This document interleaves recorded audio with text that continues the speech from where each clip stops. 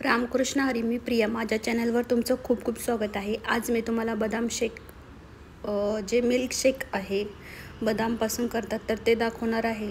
तर इथे मस्त झालं आहे आणि व्हिडिओ आता आपण सुरुवात करूया. पूर्णपणे व्हिडिओ पहा. तर इथे मी जवळजवळ 1 लिटर दूध घेतले आणि ते व्यवस्थित छान आटून घेतले. जास्तही आटवायची गरज नाही, पुढे तुम्हाला दाखवतेच. 1 लिटरमधलं जवळजवळ अर्धा लिटर दूध मी कढईमध्ये घेतले तापवलेलंच आणि ते थोडंसं गरमच ठेवलं, म्हणजे गॅस चालूच ठेवला आहे का तर व्यवस्थित घट्टसर अशी थोडी लेअरमध्ये साय येण्यासाठी. पातेल्यातलं दूध जवळजवळ अर्धा लिटर काढले. क्वांटिटीप्रमाणे तुम्हाला सांगते की अर्धा लिटर दूध मी कढईमध्ये ठेवले आणि मिल्क शेक करताना आता सुरुवात करूया. तर दूध तापतायच आहे आणि इथे हे जे मिक्सरचं भांडं आहे ते त्यात मी सर्व करणार आहे. पण सुरुवातीला एक गोष्ट लक्षात ठेवा, मिक्सरमध्ये जेव्हा आपण दुधाचा पदार्थ करत असतो ना तेव्हा थोडंसं पाणी टाकून एकदा मिक्सरने फिरून घ्या पाणी, म्हणजे जे काय असेल कण किंवा काय मसाल्याचं थोडंफार लागलं असेल तर ते पाण्याबरोबर निघून जातं. अगदी 2-3 वेळा फिरवा, मस्त मिक्सर आपला छान भांडं जे आहे ते छान निघतं. तर इथे मी त्याचप्रमाणे केलं आणि एकदम मस्त व्यवस्थित निघालं. शक्यतो आपण व्यवस्थितच धुतो तरीसुद्धा, कारण दुधाचे पदार्थ करताना थोडीशी काळजी घ्यायची.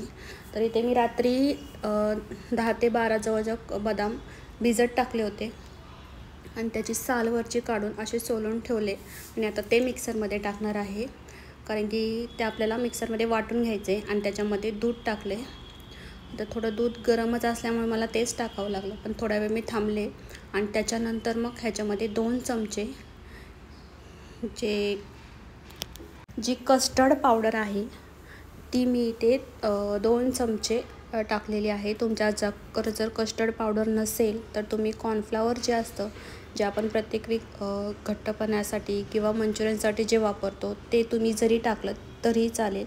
आता कस्टर्ड पावडर तर टाकलीच आहे, तर त्याच्यानंतर मी इथे मिल्क पावडर टाकते. तुमच्याकडे असेल तर टाका, नसेल तर काही हरकत नाही, कारण की आपण ऑलमोस्ट साखर तर टाकणारच आहोत, पण अजून थोडी टेस्ट येण्यासाठी मी इथे मिल्क पावडर टाकते जवळजवळ 4 चमचे. आणि आता तुम्ही मिक्सरमध्ये मी वाटून पाहिले, एकदम मस्त असं वाटून झालं आहे. आणि थोडंसं फास्टली वाटल्याचं आणि जेवढं दाणेदार थोडं राहिलं ना तरी छान दाताखाली छान लागतं. आता दूध मस्त तापल्याने साय पण छान आली आहे.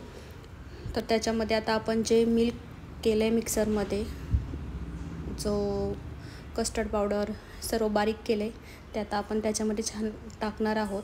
पण त्याआधी इथे मी साखर टाकणार आहे. इथे मी जर पोह्याचा चमचा जर म्हटला तर जवळजवळ 6 चमचे मी इथं साखर टाकलेली आहे. तुम्ही कमी जास्त करू शकता, पण परफेक्ट आहे. अर्धा लिटरचं दूध जेवढं मी तापवलं आहे, तर त्यासाठी एकदम मस्त असं पाहिजे तसं गोड आपलं मिल्कशेक होतं, बदाम मिल्कशेक. तर छान दूधसुद्धा पुन्हा एकदा गरम केलं, कारण साखर टाकले ती विरघळायलासुद्धा हवी. आणि थोडेसे बदाम जे आहेत ते मी कट केले आणि त्यात टाकले. तेही छान त्याच्यामध्ये मिक्स झाले पाहिजे, म्हणजे नरमसूत दाताखाली छान लागण्यासाठी. नाही टाकलं तरी चालेल, कारण ऑलमोस्ट आपण पोट केलीच आहे त्याची. आणि आता ते जे कस्टर्ड आपण मिक्स केलेलं आहे मिक्सरमध्ये ते त्याच्यामध्ये टाकायचं.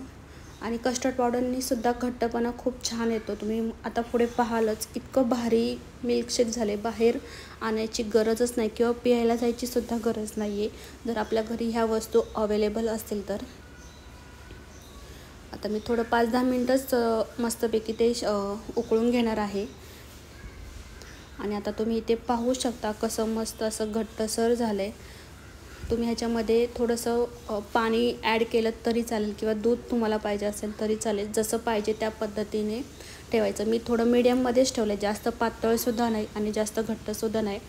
तर इथे तुम्ही पाहू शकता मस्त आपलं मिल्कशेक मी ग्लासमध्ये भरून ठेवलं आहे आणि खूप टेस्टी झाले. आणि शक्यतो थोडंसं फ्रीजमध्ये ठेवलं ना की घट्टपणा थंडगार आणि मस्त होतं. तर इथे मी वरून बदाम टाकले. अगदी आपण जसं कॉफी शेकमध्ये किंवा कुठं ज्यूस बारमध्ये आपण जेव्हा मिल्कशेक पितो त्याच्याहून भारी होतं हे, जर हे प्रोडक्ट आपल्या घरी असतील तर. मग 1 नंबर रेसिपी तुम्हाला शेअर केलेली आहे. जर व्हिडिओ आवडला असेल तर नक्की लाईक, शेअर, कमेंट करायला विसरू नका. आणि जवळून तुम्हाला दाखवते, इतकं सुंदर त्याचा फ्लेवर उतरला आहे चला तर मग व्हिडिओ जर आवडला असेल तर लाईक शेअर कमेंट करायला विसरू नका. पुन्हा भेटूया अशाच एका व्हिडिओसोबत. तोपर्यंत बाय बाय.